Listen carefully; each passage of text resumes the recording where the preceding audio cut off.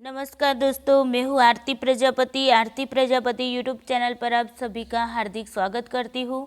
दोस्तों, हमारे यहाँ यूजीसी नेट पेपर 1 और पेपर 2 साइकोलॉजी की प्रिपरेशन कराई जा रही है। तो आज का ये वीडियो जो है वो हमारा पेपर 2 यानी कि साइकोलॉजी का है और उसमें हमारा यूनिट 1 चल रहा है। तो यूनिट 1 में दोस्तों हम देख रहे थे कि मनोविज्ञान के संप्रदाय के बारे में। देखिए दोस्तों, मनोविज्ञान के जो संप्रदाय है बहुत सारे हैं, तो हम सारे संप्रदायों को पढ़ने की कोशिश करेंगे। जितने भी संप्रदाय हैं उन सभी संप्रदाय के बारे में मैं आपको बताने वाली हूँ। कुछ संप्रदाय मैंने आगे बता दिए और आज का हमारा ये जो टॉपिक है वो मनोविश्लेषणवाद के बारे में है।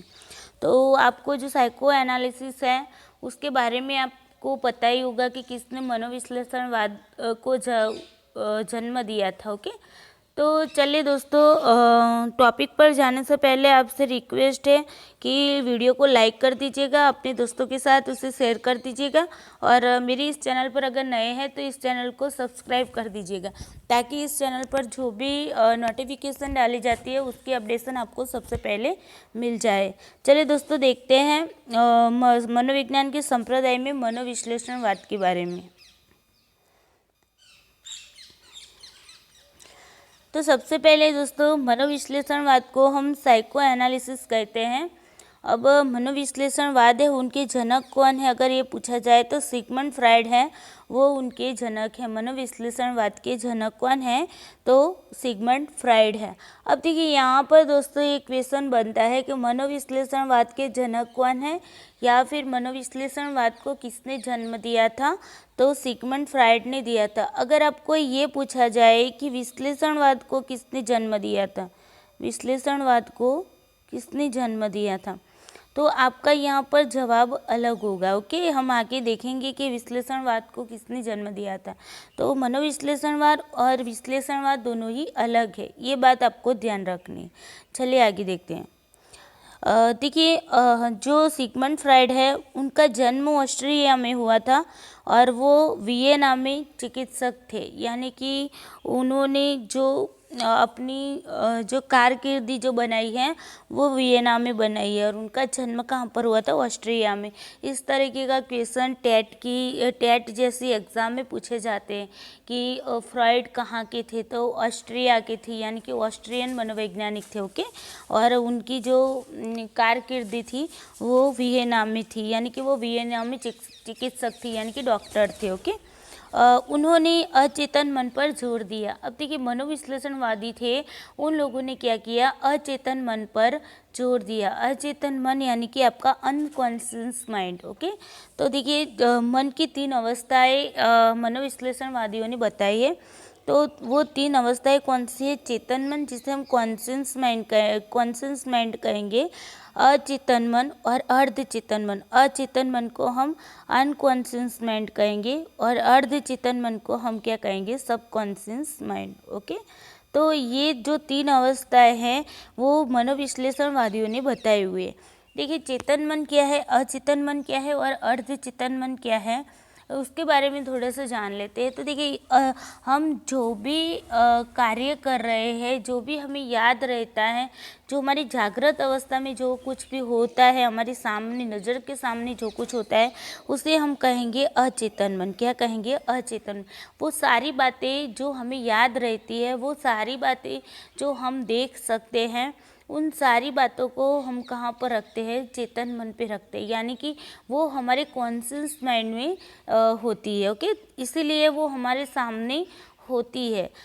उसके बाद देखते हैं अर्धचेतन मन के बारे में देख लेते हैं। तो अर्धचेतन मन क्या है, अर्धचेतन मन में ऐसी बातें होती है जो हमें कुछ याद भी होती है और कुछ याद भी नहीं भी होती, यानी कि याद होती है, याद नहीं भी होती। इसका एक एग्जांपल ले लेते हैं। तो देखिए, आप एग्ज़ाम में बैठते हैं तो आपके सामने कोई क्वेश्चन आता है तो तुरंत आपको उसका आंसर नहीं आता है, तो थोड़ा सा आप सोचते हैं और सोचने के बाद आपको वो क्वेश्चन का आंसर याद आ जाता है। तो वो आंसर कहाँ पर था, तो वो आंसर आपका अर्धचेतन मन में था, यानी कि आपके सबकॉन्शियस माइंड में सेव था। ओके, उसके बाद देखते हैं अचेतन मन के बारे में। देखिए मनोविश्लेषणवादी है, उन्होंने अचेतन मन पर ज़्यादा जोर दिया, उन्होंने अचेतन मन पर ही बहुत ज़्यादा अध्ययन किया है। ओके, तो अचेतन मन जिसे हम अनकॉन्शियस माइंड कहते हैं, तो अचेतन मन में कैसी बातें होती है, तो जो बातें जो इच्छाएं हमारी होती है,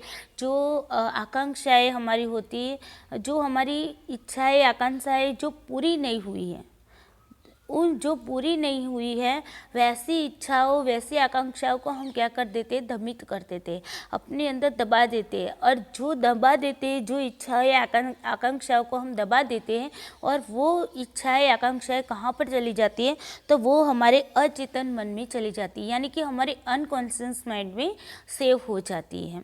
ओके, तो ये जो है वो अनकॉन्शियस माइंड की बात है। और जब ये अनकॉन्शियस माइंड में जो अतृप्त इच्छाएं हमारी होती है, जो आकांक्षाएं होती है, वो क्या करती है, दमित इच्छाएं जिसे हम कहते हैं, वो अनकॉन्शियस माइंड में दबी रहती है। और फिर जब आप सोते हैं, नींद में होते हैं, तो आपको जो ड्रीम आता है, यानी कि आप जो स्वप्न देखते हैं, उन स्वप्न के माध्यम से वो सारी इच्छाएं, वो सारी आकांक्षाएं आपके स्वप्न में आती हैं। तब जाकर आपको पता चलता है कि आपकी ये कुछ इच्छाएं थी, ये कुछ आकांक्षाएं थी, आपके साथ ऐसा कुछ बुरा हुआ था। ओके, तो ये सारी बातें हमारी अचेतन मन यानी कि अनकॉन्शियस माइंड में सेव होती है। ओके, तो ये मन की इन्होंने 3 अवस्थाएं बताई है। ओके, चलिए आगे देखते हैं।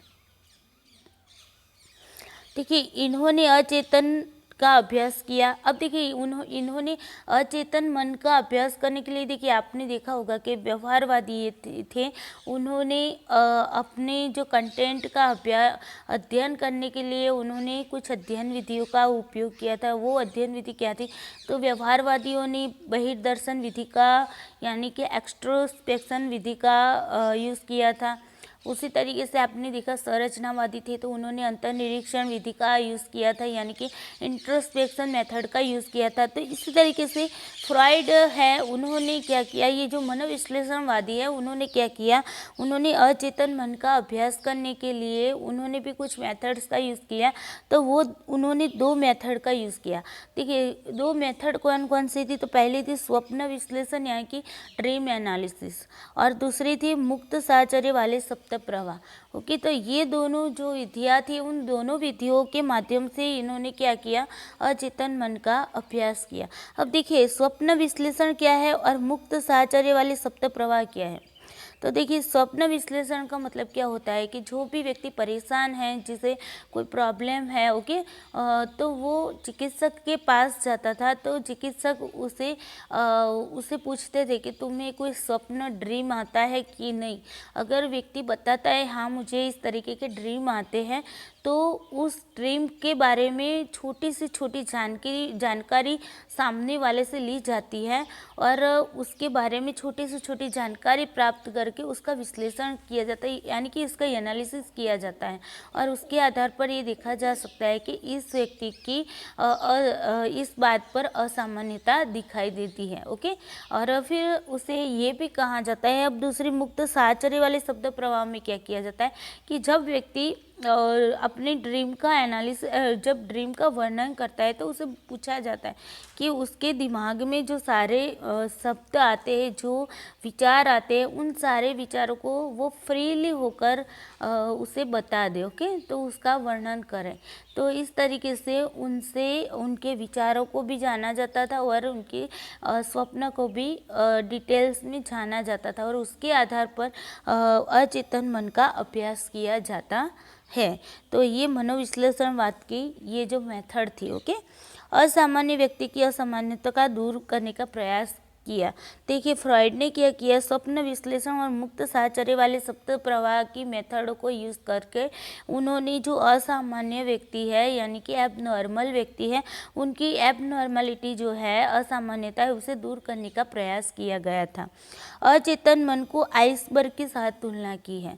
देखिए आइसबर्ग के बारे में हम थोड़ा सा आगे देखते हैं, पिक के साथ देखेंगे। ओके, तो अचेतन मन को उन्होंने आइसबर्ग के साथ तुलना की है। आइसबर्ग क्या है उसके बारे में मैं आगे बताती हूँ। ओके, कॉन्शियस माइंड का जो कॉन्शियस माइंड होता है, हमारे मन में जो कॉन्शियस माइंड होता है यानी कि चेतन मन होता है, वो हमारे संपूर्ण जो मन है उसका 1/10 भाग होता है, यानी कि 1% भाग हमारा क्या होता है, कॉन्शियस माइंड होता है, जबकि 9/10 भाग हमारा अचेतन मन होता है, यानी कि 9% यानी कि 90%, यहाँ पर 1% नहीं लेकिन 10% हिस्सा होता है वो चेतन मन का होता है, यानी कि कॉन्शियस माइंड का होता है, जबकि 90% जो हिस्सा होता है वो 90% हिस्सा किसका होता है, अचेतन मन यानी कि अनकॉन्शियस माइंड का होता है। ओके, यहाँ पर क्या होती है, अचेतन मन में क्या होती है, अतृप्त इच्छाएं या आकांक्षाएं जो होती है वो हमारी अनकॉन्शियस माइंड में रहती है। ओके, हमारी जो आदतें होती हैं, जो डेली की आदत है, किसी को रात को पढ़कर ही सोने की आदत होती है, किसी को चाय की आदत होती है, सुबह उठते ही सबसे पहले क्या चाहिए, उसे चाय चाहिए। ओके, तो ये एक आदत है, अगर उसे चाय नहीं मिलती तो उसका माइंड काम ही नहीं करता, उसे मूड ही नहीं रहता है, तो सबसे पहले उसे चाय चाहिए, तो वो क्या है, उसकी आदत है। किसी को नशा करने की आदत होती है, तो हमारी जो भी आदतें होती है वो सारी आदतें हमारी कहाँ पर होती है, अर्ध चेतन मन में होती है। अर्ध चेतन मन यानी कि सब कॉन्शियस माइंड में होती है। मेंटल डिसऑर्डर जो हमारा होता है, जो हमें जो बातें हमें डिस्टर्ब करती रहती है, जो परेशान करती रहती है, मान लीजिए कि आपका ब्रेकअप हो चुका है, तो ब्रेकअप के बाद आपकी जो सिचुएशन होती है, आपके दिमाग में आपकी जो भी पार्टनर था आपके साथ, तो आपका बॉयफ्रेंड या गर्लफ्रेंड थी, तो उसके जो सारे विचार है, उसके साथ आपने जो भी पल बिताए हैं, उन पलों को आपके माइंड में पूरा दिन रिपीट रहता है। वो आपको जब आप सोते हैं तो आपके ड्रीम में भी वो क्या होता है, वो आपको परेशान करती रहती है वो बातें। वो सब बातें कहाँ पर होती है, वो सब बातें आपकी अनकॉन्शियस माइंड में होती है, जिसकी वजह से हमें मेंटल डिसऑर्डर का भोग बनना पड़ता है। ओके, तो जो मेंटल प्रोसेस में जो भी आपको डिस्टर्बेंस रहता है, जो भी प्रॉब्लम्स रहती हैं, जो विचार आपको परेशान करते रहते हैं, वो सारी बातें आपकी कहाँ पर होगी, अनकॉन्शियस माइंड में होगी। ओके, चलिए उसके बाद देखते हैं लिबिडो। अब देखिए, लिबिडो को हम ये कह सकते हैं काम शक्ति, जिसको हम सेक्स कहते हैं। ओके, तो जो सेक्स है, जो सेक्स की जो काम वृत्ति है, जो काम शक्ति है, उसे हम लिबिडो कहेंगे। अब देखिए, मनोविश्लेषणवादियों ने लिबिडो को ज़्यादा इम्पोर्टेंस दी है। ओके, उन्होंने ये बताया है कि व्यक्ति के विकास में लिबिडो का भाग बहुत ही अहम भूमिका होती है। एडलर और युंग जो थे वो मनोविश्लेषणवादी थे। ठीक है, फ्रॉइड के जो 2 शिष्य थे उसमें से एक था एडलर और दूसरा था युंग। तो ये एडलर और युंग दोनों ही मनोविश्लेषणवादी थे और वो फ्रॉइड के क्या थे, शिष्य थे। तो यहाँ पर से अगर क्वेश्चन बनता है कि एडलर और युंग किसके शिष्य थे, तो यहाँ पर आपका आंसर बनेगा फ्रॉइड के। और अगर आपको क्वेश्चन पूछा जाता है कि फ्रॉइड के शिष्य कौन थे, तो आपको आंसर देना होगा एडलर और युंग। ओके, अगर आपको ये क्वेश्चन पूछा जाए कि एडलर और युंग कैसे मनोवैज्ञानिक थे, तो मनोविश्लेषणवादी थे। ओके, अब देखिए, एडलर ने क्या किया, काम की जगह उन्होंने अहम को महत्वपूर्ण माना। देखिए, फ्रॉइड ने क्या किया, फ्रॉइड ने काम वृत्ति को ज़्यादा इम्पोर्टेंस दी। उन्होंने बताया कि व्यक्ति का जो विकास होता है, जो उसकी जो व्यक्तित्व, जो पर्सनालिटी होती है, उसके पीछे कहीं ना कहीं काम शक्ति यानी कि सेक्स जवाबदार होता है। ओके, तो ये बात फ्रॉइड ने बताई जब एडलर थे, उनके शिष्य थे, फ्रॉइड के शिष्य थे एडलर।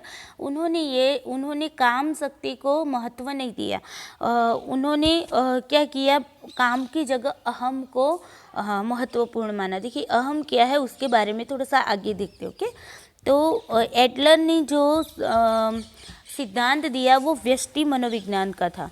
देखिए, यहाँ पर से क्वेश्चन बन सकता है कि व्यष्टि मनोविज्ञान का सिद्धांत किसने दिया, तो व्यष्टि मनोविज्ञान का सिद्धांत दिया है एडलर ने। ओके, उसके बाद देखिए, युंग ने काम शक्ति और अहम दोनों को महत्वपूर्ण माना। देखिए, फ्रॉइड थे उन्होंने काम शक्ति को महत्वपूर्ण माना, जबकि एडलर थे उन्होंने क्या किया, उन्होंने काम शक्ति को नहीं बल्कि उन्होंने अहम को महत्वपूर्ण माना।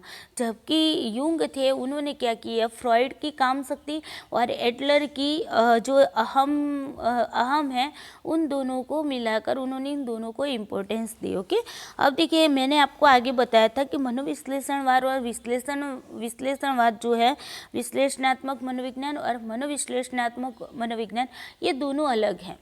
तो मनोविश्लेषणात्मक मनोविज्ञान के जनक हमारे फ्रॉइड थे, जबकि विश्लेषणात्मक मनोविज्ञान के जनक कौन थे, यूंग थे। मैंने आपको बताया था, यहाँ से भी क्वेश्चन बन सकता है कि विश्लेषणात्मक मनोविज्ञान की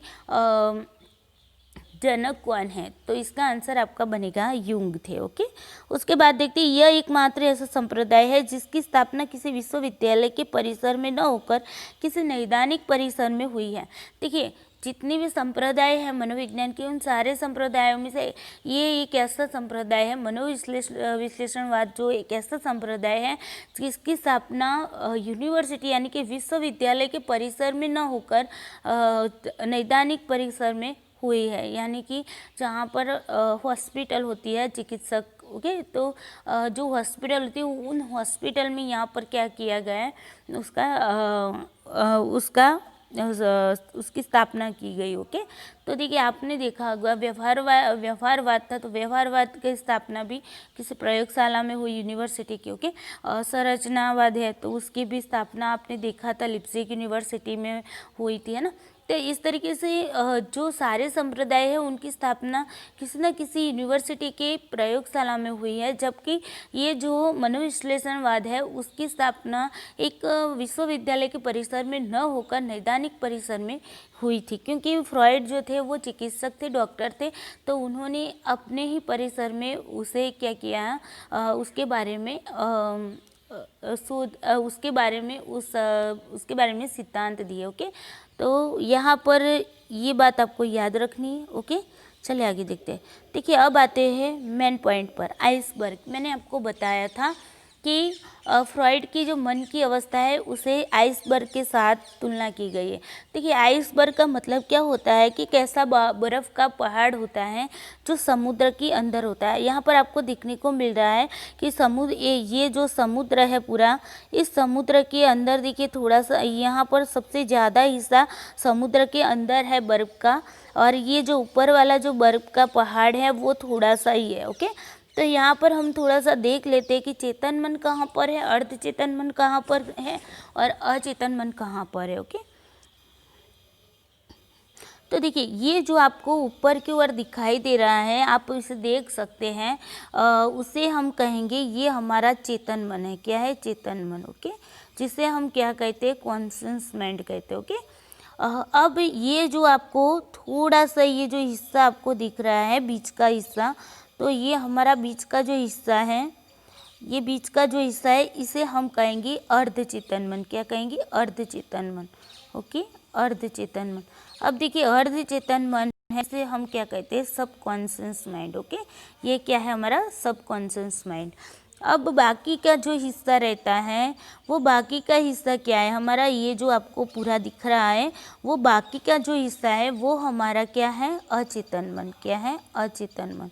अब देखिए अचेतन मन को हम क्या कहते हैं? तो unconscious mind. Okay, unconscious mind.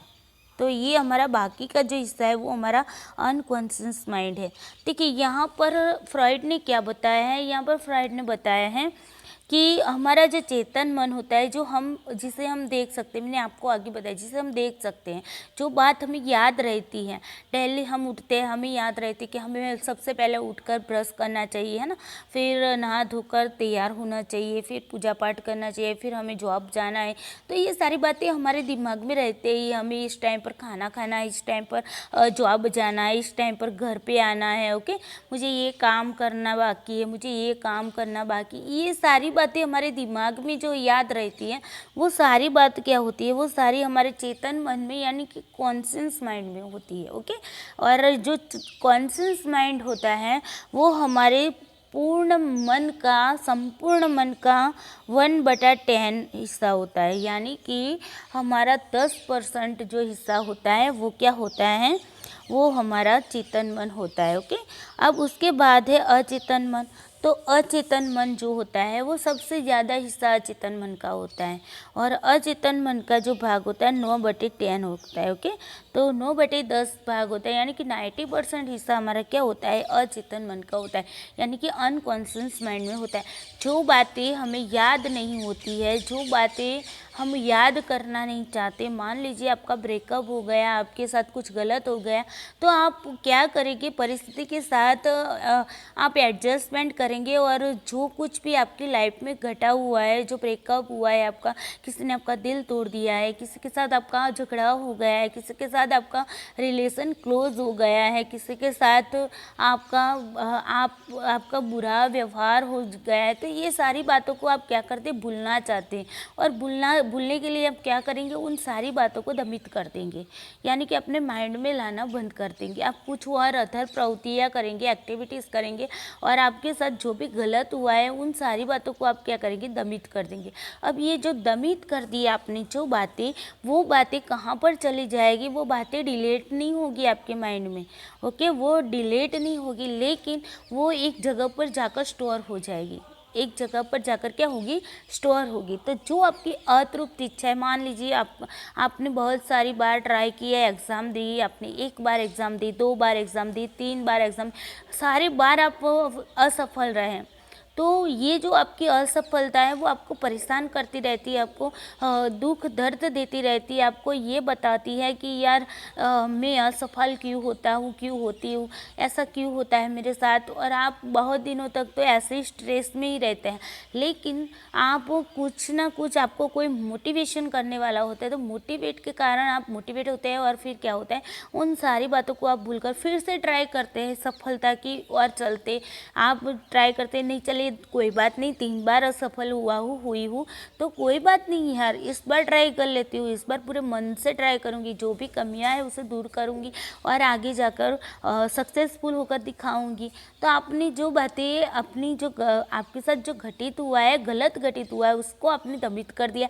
अब आपने उसने दमित कर दिया, आपको लगा वो डिलीट हो गया, आपके माइंड में कहीं भी वो अब कोई भी उसके विचार भी नहीं होते हैं। लेकिन क्या होता है, आपको लगता है डिलीट हो गया, लेकिन वो डिलीट नहीं हुआ होता, वो जाकर अनकॉन्शियस माइंड में जाकर बैठ जाता है। ओके, और फिर क्या होता है कि कोई ना कोई दिन आप सोए होते हैं, नींद में होते हैं, तो आपके सामने, आपकी स्वप्न में वो बातें फिर से आ जाती हैं।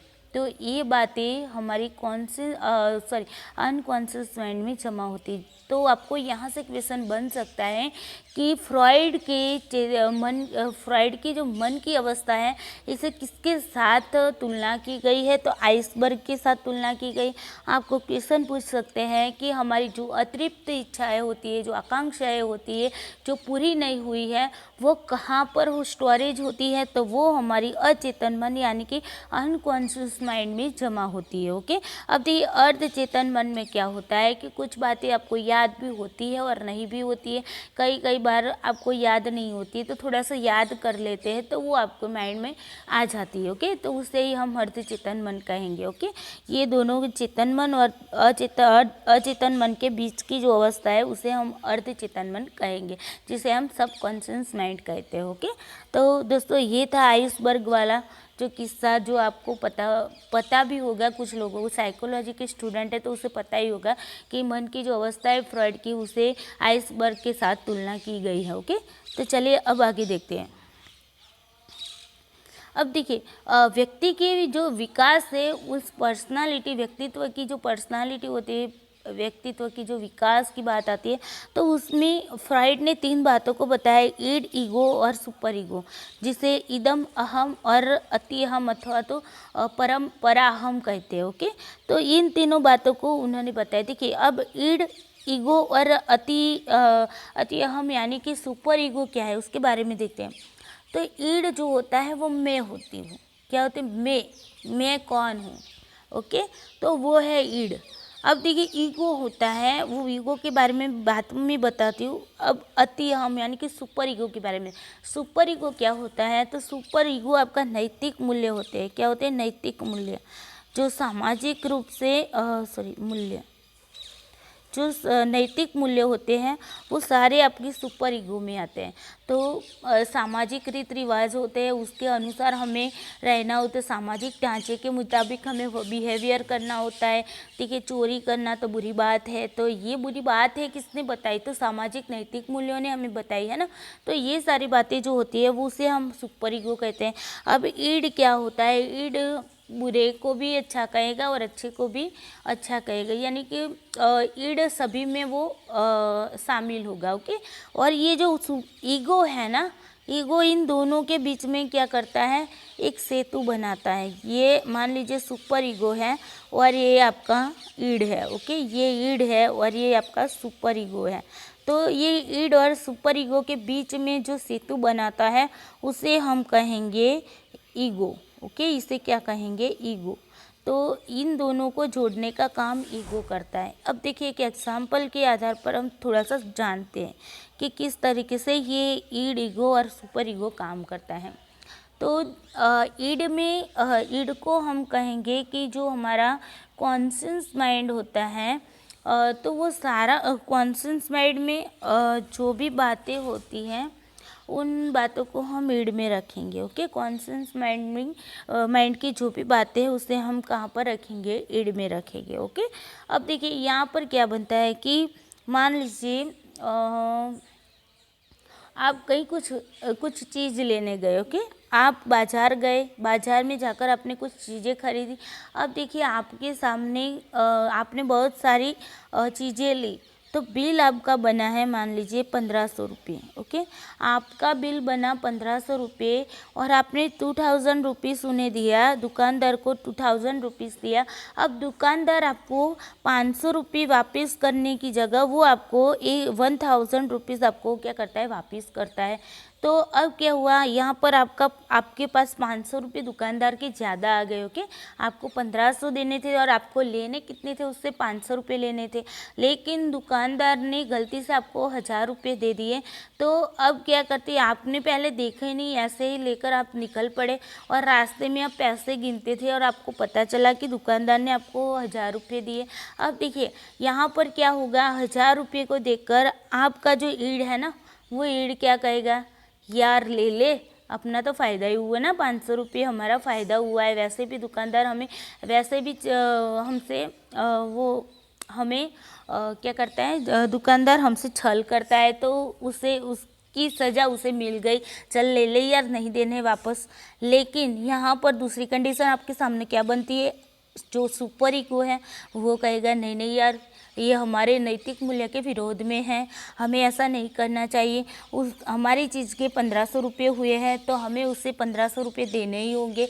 हम ऐसा छल कपट नहीं कर सकते, उसकी तरह हम अपना छल कपट नहीं कर सकते।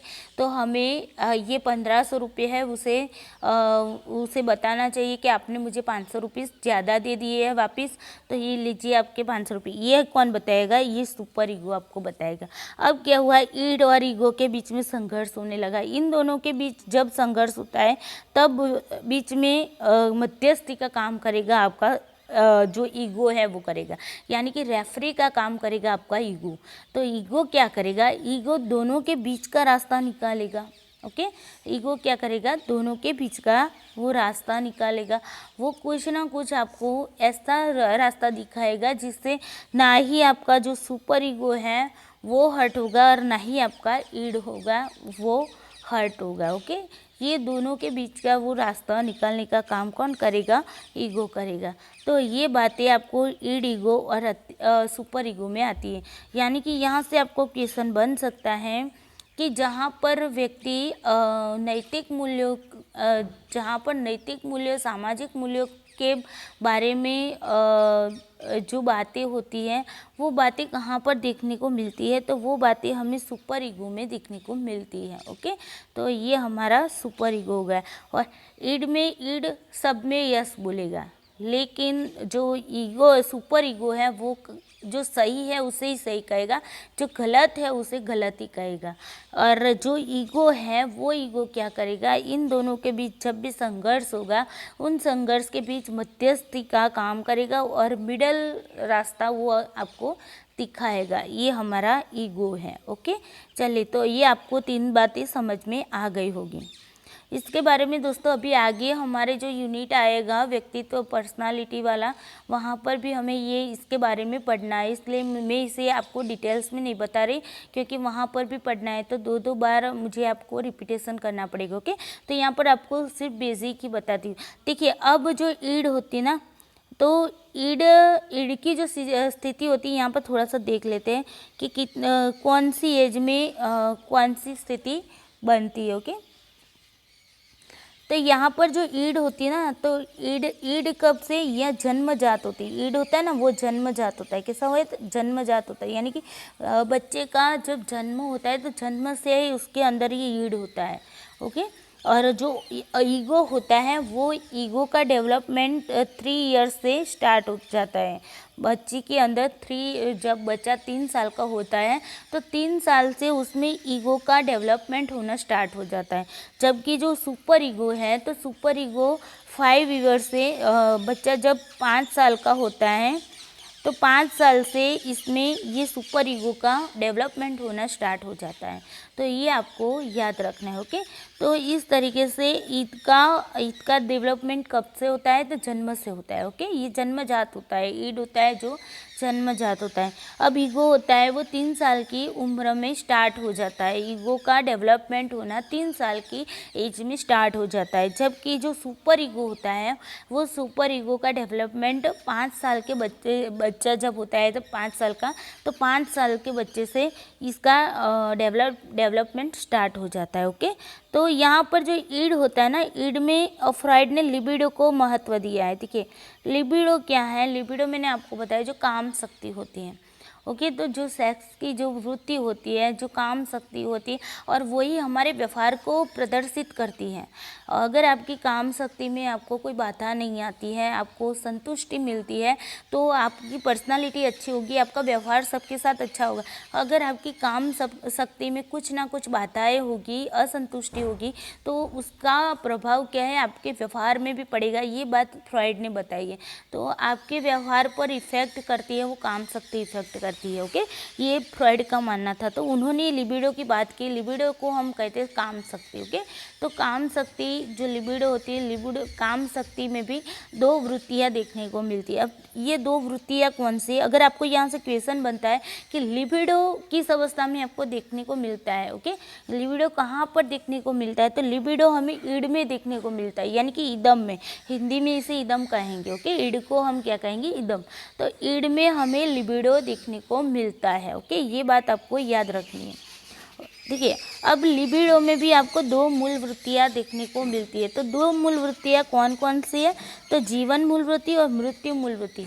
अब देखिए, जीवन मूल वृत्ति है वो ऐसी मूल वृत्तियाँ हैं जो आपको हमेशा पॉजिटिव बातें बताती, यानी कि आपको जीवन जीने की राह दिखाती है। ओके, आपको ऐसा कौन सा बिहेव करना चाहिए जिससे आपको आनंद मिलता है, खुशी मिलती है। ओके, ये बातें आपको जीवन मूल वृत्ति में जानने को मिलती है। ओके, और आपका व्यवहार वहाँ से जीवन मूल वृत्ति में आपका व्यवहार उस पर इफेक्ट करता है कि आप किस तरीके का व्यवहार करते हैं। अब देखिए, मृत्यु मूल वृत्ति है ना, वो आपको क्या करती है, वो आपको डिप्रेशन में रखती है, वो आपको बुरे विचार में रखती है, यानी कि आपको नेगेटिव थॉट देती रहती है। ये सारी बातें, नेगेटिव जो बातें होती है, जो बुरी बातें हैं, जो बुरी आदतें हैं, वो सारी आपको मृत्यु मूल वृत्ति से जानने को मिलती है, यानी कि मृत्यु मूल वृत्ति में आपको देखने को मिलती है। ओके, तो यहाँ पर से भी आपको क्वेश्चन आ सकता है कि फ्रॉइड ने कौन सी 2 मूल वृत्तियों की बात की है, तो जीवन मूल वृत्ति और मृत्यु मूल वृत्ति। जीवन मूल वृत्ति में व्यक्ति को अपनी जीवन को जीने की आकांक्षा रहती है, अपने जीवन को एंजॉय करने की उसे इच्छाएं रहती है। जबकि मृत्यु मूल वृत्ति में क्या होता है, वह व्यक्ति यही सोचता है कि बस मेरी लाइफ में कुछ नहीं, मेरी लाइफ में अंधेरा है, मुझे ये स्ट्रेस है, मुझे मेरे साथ किसी ने ये गलत काम किया, ये मेरे साथ क्यों होता है, मैं ऐसा क्यों हूँ। ये सारी बातें, नेगेटिव बातें जो होती है ना, ना, वो उसके माइंड में, दिमाग में घूमती फिरती रहती है। वो उसे क्या करती है, वो उसे मृत्यु की ओर ले जाती है। देखिए, ये उसे मृत्यु मूल वृत्ति है ना, वो आपको कहाँ पर, मृत्यु की ओर ले जाती है, यानी कि आपके विनाश की ओर आपको ले जाती है। जबकि जीवन मूल वृत्ति है, वो आपको जीने की राह दिखाती है। आपको ऐसा फील होता है, नहीं यार ज़िंदगी बहुत बढ़िया है यार, मस्त ज़िंदगी है और उसे जीनी चाहिए, लाइफ को एंजॉय करना चाहिए यार, है ना। तो वो आपको ये बताती है कि यार अपनी लाइफ से प्यार करो, अपनी लाइफ में जो भी कुछ घट रहा है वो एक संजोग होता है। वो आज हमारे साथ कुछ गलत हुआ है तो कल अच्छा भी होने लगेगा। तो हम इस बात को एक्सेप्ट करके अपने जीवन को जीने की राह पर चलते हैं, अपने जीवन को प्यार करते हैं, अपनी लाइफ को प्यार करते हैं, यानी कि हमें जीने की इच्छाएं होती हैं। ये सारी बातें आपको जीवन मूल वृत्ति में होती है। जबकि मृत्यु में क्या होता है, बस आपको नेगेटिव थॉट ही दिखाई देते हैं। आपको यही लगता है चलिए यार इस बार असफल हो गए, मैं आत्महत्या कर लेता हूँ, मैं ये कर लेता हूँ, मैं वो कर लेता हूँ, मैं ये घर छोड़कर चले जाते। मान लीजिए घर वाले कुछ बोल भी दिए आपको, अगर आपने कोई एग्ज़ाम क्रैक नहीं की और असफल रहे तो घर वाले बोलेंगे यार इतनी पढ़ाई करता है, या फिर क्या करता है पूरे दिन मोबाइल में पड़ा रहता है, और फिर असफल ही हो गया ना, फेल ही हो गया ना, तो पूरे दिन पढ़ाई करता है, कुछ काम वाम करता नहीं, घर में कुछ मदद भी नहीं करता है, कुछ कमा कर नहीं लाता है। ये सारी बातें घर वाले बोलते रहते हैं और आप क्या होते हैं, आप डिस्टर्ब हो जाते हैं, आपको ये बातें परेशान करने लगती है। और फिर कुछ लोग ऐसे भी होते हैं जो घर छोड़कर निकल जाते हैं, भाई चले घर छोड़ देते हैं, मम्मी पापा बोले अब मुझे इस घर में नहीं रहना है, मैं चले जाऊँगा, मैं अपनी खुद से लाइफ जीऊँगा, स्वतंत्र फ्रीडम से जीऊँगा। ये सारी आपको कहाँ पर मृत्यु की ओर ले जाती है, यानी कि आपके विनाश की ओर आपको ले जाती है। ओके, तो जो बातें आपको विनाश की ओर ले जाती है, जो आपके जीवन को अंत की ओर ले जाती है, उसे हम कहते हैं मृत्यु मूल वृत्ति। ओके, तो ये दोनों मूल वृत्तियों के बारे में आपको अच्छे से पता चल गया होगा, आई होप। अब फ्राइड ने विकास की अवस्थाएं भी बताई हैं कि विकास में बच्चों का जो विकास होता है किन अवस्थाओं से गुजरता है। ओके, तो यहाँ पर उन्होंने 5 अवस्थाएं बताई। इन 5 अवस्थाओं को मैं यहाँ पर आपको बता देती हूँ। तो देखिए, मुखावस्था, तो मुखावस्था, उसके बाद है गुदावस्था, उसके बाद है लिंग अवस्था, उसके बाद है सुसुप्तावस्था और लास्ट में है जननेंद्रिय अवस्था। अब ये 5 अवस्थाओं के बारे में थोड़ा सा जान लेते हैं। तो देखिए, ये जो मुखा अवस्था होती है ना, वो मुखा अवस्था आपकी एक जन्म से लेके 1 साल तक यहाँ पर ये मुखा अवस्था देखने को मिलती है। देखिए, ये मुखा अवस्था है, उसके नाम से ही आपको पता चलता है, मुख के द्वारा की जाने वाली मुख की अवस्था। ओके, मुख की अवस्था यानी कि मुख द्वारा की जाने वाली क्रिया की अवस्था। तो यहाँ पर आप सोच लीजिए कि बच्चा जन्म से 1 साल का होता है तो आपको पता होगा कि वो क्या होता है, मुख के द्वारा ही सारी क्रियाएं करता है, यानी कि अगर अपना खुराक भी लेता है तो अपनी माँ से लेता है, अपनी माँ से दूध पीता है तो वो क्या होता है, मुख के द्वारा चूसता है ना। तो चूसकर वो अपना खुराक लेता है, कोई भी क्रिया करता है वो मुख के द्वारा करता है, तो इसलिए उसे मुखावस्था कहता है। ओके, अब देखिए गुदावस्था है, तो गुदावस्था हमारी होती है 1 से लेकर 2 साल तक की होती है। 1 से लेकर कितने साल की, 2 साल तक की होती है। अब ये गुदावस्था में क्या होता है कि बच्चा जो मल मूत्र करता है तो वो मल मूत्र का जब त्याग करता है तो उसमें भी उसे आनंद आता है। तो ये बात होती है अवस्था की। ओके, जो बच्चा मल मूत्र का जो त्याग करता है, उस त्याग करते वक्त उसे उसमें आनंद आता है। तो आपने कभी कभी अगर घर में छोटा बच्चा होगा, अगर आपने उसका ऑब्जर्वेशन किया होगा तो आपको पता होगा कि बच्चा जब 1 से 2 साल का होता है तो जब वो मूत्र का जब त्याग करता है तो वहाँ पर उसे पकड़ लेता है और फिर उससे वो आनंद लेता होता है। अगर आप साइकोलॉजी के स्टूडेंट हैं तो इसके बारे में मुझे आपको ज़्यादा बताने की ज़रूरत नहीं है, आप खुद भी ऑब्जर्व कर सकते हैं। ऐसा हर एक मोस्टली बच्चों के साथ ऐसा होता रहता है। ओके, तो 1 से 2 साल की जो बच्चा होता है 1 से 2 साल का, तो वहाँ पर गुदावस्था यानी कि मल मूत्र जब त्याग करता है तो उसमें भी उसे आनंद आता है। ओके, और उसके बाद की अवस्था देखते हैं लिंग अवस्था के बारे में। तो यहाँ पर लिंग अवस्था में क्या होता है कि जो लिंग अवस्था होती है उसे हम सहिष्णु अवस्था भी कहते हैं। क्या, सहिष्णु अवस्था। ओके, सहिष्णु अवस्था, तो ये बात आप याद रखिएगा कि जिसे लिंग अवस्था कहते हैं उसे सहिष्णु अवस्था भी कहते हैं।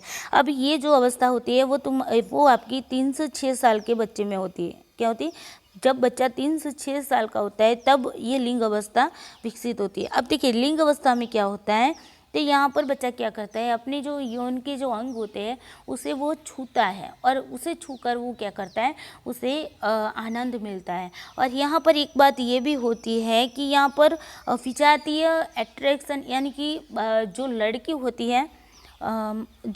होती है, उसका यहाँ पर एट्रैक्शन रहता है अपने पापा की ओर। ओके, जो लड़की होती है उसका अट्रैक्शन होता है अपने पापा की। देखिए यहाँ पर एज मैंने लिखी हुई 3 से 6 साल की उम्र में। इसे आप सेक्सुअल के रिलेटेड ना देखना, क्योंकि वहाँ पर बच्चे को कोई समझ नहीं होती। 3 से 6 साल का बच्चा होता है, उसे सेक्स के बारे में कुछ भी पता नहीं होता है। ओके, वो नादान होता है, ना समझ होता है।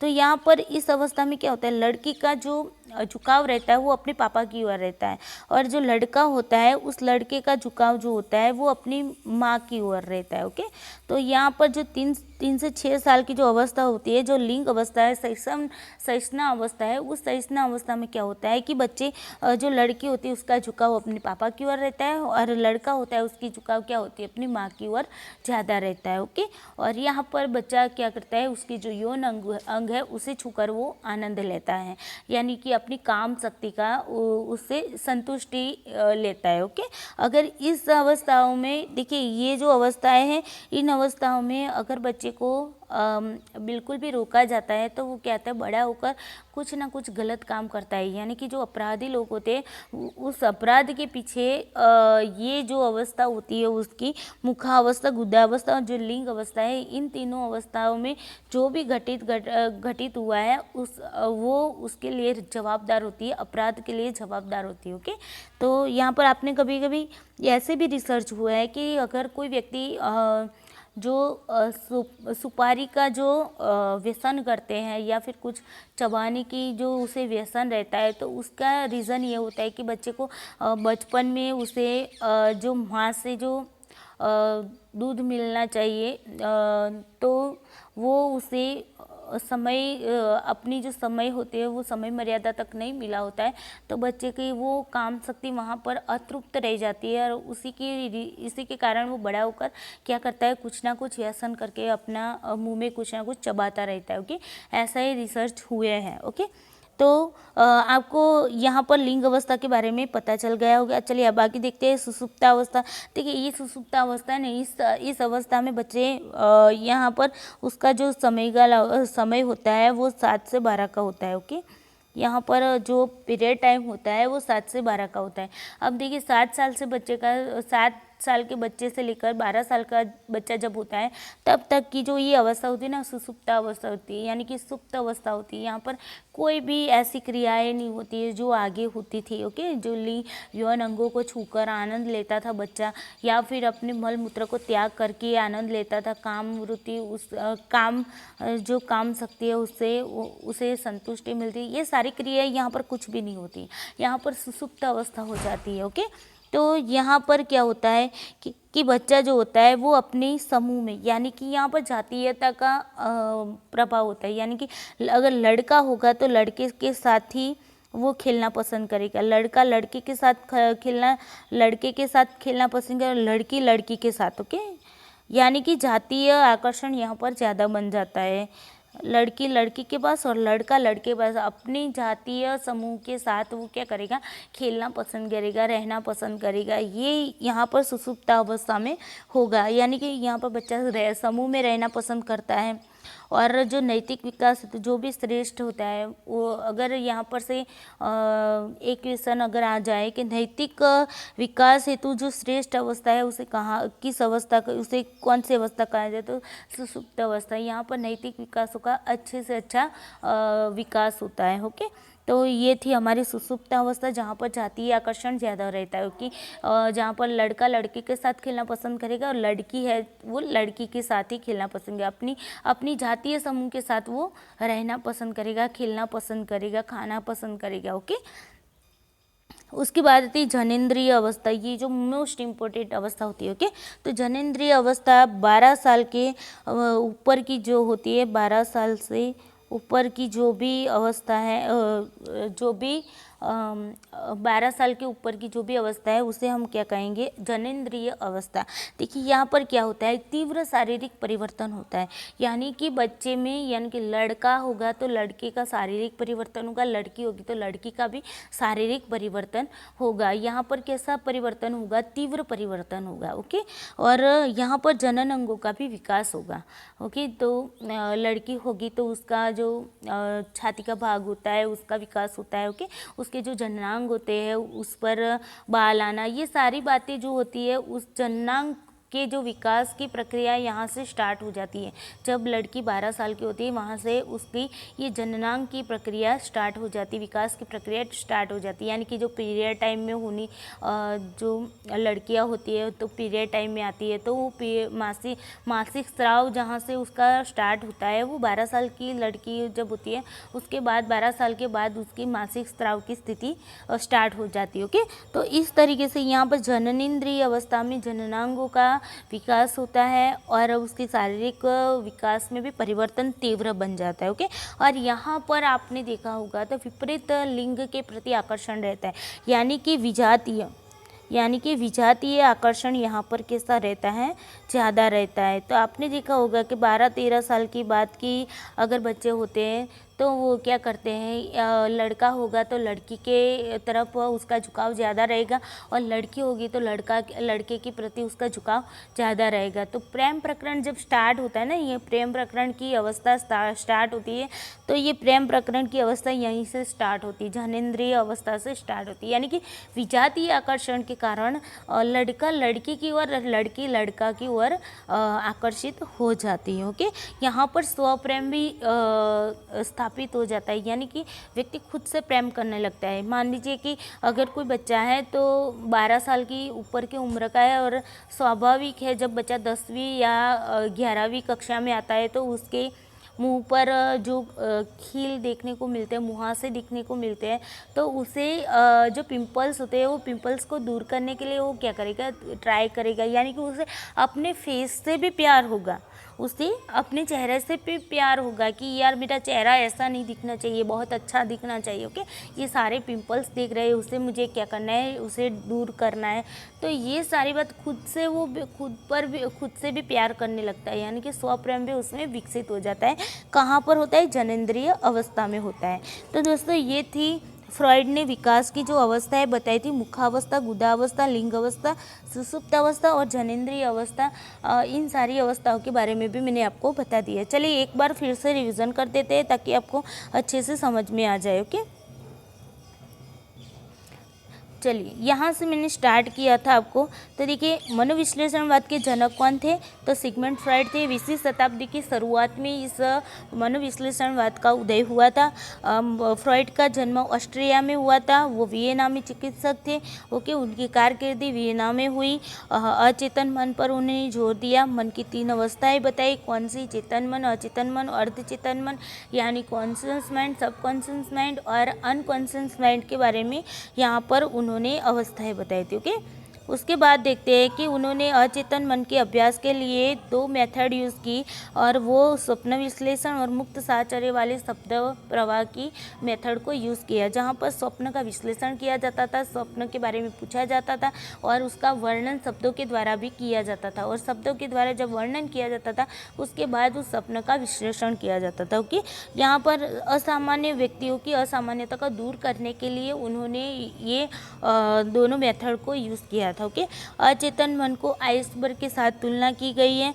कॉन्शियस माइंड वो हमारे संपूर्ण मन का 1/10 भाग है, जबकि अचेतन मन यानी कि अनकॉन्शियस माइंड है वो हमारे संपूर्ण चेतन का 9/10 भाग है। ओके, अतृप्त इच्छाएं या आकांक्षाएं हमारी कहाँ पर होती है, अचेतन मन में होती हैं। आदतें हमारी जो होती है वो हमारी अर्धचेतन मन यानी कि सबकॉन्शियस माइंड में होती है।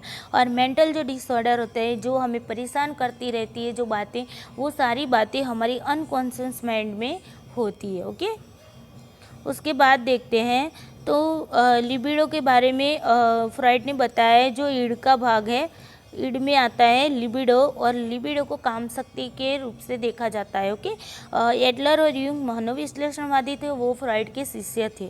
एडलर ने काम की जगह किसको महत्वपूर्ण माना? अहम को महत्वपूर्ण माना। एडलर ने कौन सा सिद्धांत दिया? तो व्यष्टि मनोविज्ञान का सिद्धांत किसने दिया?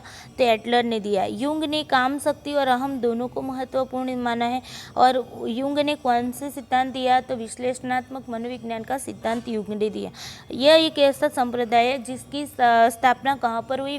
विश्वविद्यालय के परिसर में नहीं, बल्कि नैदानिक परिसर में यहाँ पर उसकी स्थापना हुई। ओके, अब आगे देखते हैं। तो यहाँ पर आइसबर्ग के साथ चेतन मन, जो मन की जो अवस्था है उसे आइसबर्ग के साथ तुलना की गई थी। आइसबर्ग में जो ऊपर का हिस्सा जो हमें दिखता है उसे वो चेतन मन कहते हैं। जो समुद्र के अंदर जो हिस्सा रहता है उसे हम अचेतन मन यानी कि अनकॉन्शियस माइंड कहते हैं। और जो दोनों के बीच एक सेतु बनाता है, यानी कि ऊपर का भी और नीचे का हिस्सा, दोनों के बीच के जो हिस्सा होता है उसे हम कहेंगे अर्ध चेतन मन, जिसे हम कहेंगे सबकॉन्शियस माइंड। ओके, उसके बारे में हमने जान लिया। अब देखिए ईड के बारे में हमने देखा। ईड हमारा मैं होता है, और सुपर ईगो हमारे सामाजिक मूल्य, नैतिक मूल्यों, रीति रिवाज, ये सारे हमारे क्या होते हैं? सुपर ईगो में आते हैं। ओके, और इन दोनों के बीच जब संघर्ष होता है तो संघर्ष में मध्यस्थी का काम करता है हमारा ईगो। ओके, उसके बाद देखते हैं कि जो ईड में जो लिबिडो होती है, लिबिडो में दो मूल प्रवृत्तियाँ देखने को मिलती है। वो दो मूल प्रवृत्तियाँ थी, जीवन मूल वृत्ति और मृत्यु मूल वृत्ति। ओके, जीवन मूल वृत्ति है वो आपको जीवन जीने की राह पर चलाती है, और जब मृत्यु मूल वृत्ति होती है वो आपको विनाश की ओर ले जाती है। ओके, उसके बाद देखते हैं विकास की फ्रॉइड ने 5 अवस्थाएं बताई है: मुखावस्था, गुदावस्था, लिंग अवस्था, सुषुप्तावस्था और जननेंद्रिय अवस्था। मुख अवस्था में मुख के द्वारा क्रियाएं की जाती है। गुदा अवस्था में मल मूत्र त्याग करने से आनंद लेता है बच्चा। लिंग अवस्था में बच्चा क्या करता है? अपनी जो जननांग है उसको, जो यौन अंगो है उसे छूकर आनंद लेता है, यानी अपनी काम शक्ति की संतुष्टि प्राप्त करता है। जहाँ पर सुसुप्त अवस्था है वहाँ पर क्या होता है कि जातीय आकर्षण ज़्यादा होता है। लिंग अवस्था में एक बात बताने भूल गई, वहाँ पर लड़की होती है तो पापा की ओर झुकाव रहता है, और लड़का होता है तो माँ की ओर उसका झुकाव रहता है। यहाँ पर सुसुप्त अवस्था है तो सुसुप्त अवस्था में बच्चे की जो अवस्था है सुसुप्त हो जाती है, यानी कि बच्चा अपनी जातीय समूह में रहना पसंद करता है। अपने लड़का होता है तो लड़के के साथ रहना पसंद करता है, लड़की होती है तो लड़की के साथ रहना पसंद करती है। ओके, और ये जो जननेंद्रिय अवस्था है यहाँ पर जननांगों का विकास होता है। शारीरिक विकास शारीरिक परिवर्तन तीव्र रूप से होता है, और यहाँ पर विजातीय आकर्षण होता है। ओके, और यहाँ पर स्वप्रेम, व्यक्ति खुद से भी प्रेम करने लगता है। तो ये हमारी 5 अवस्थाएं थी।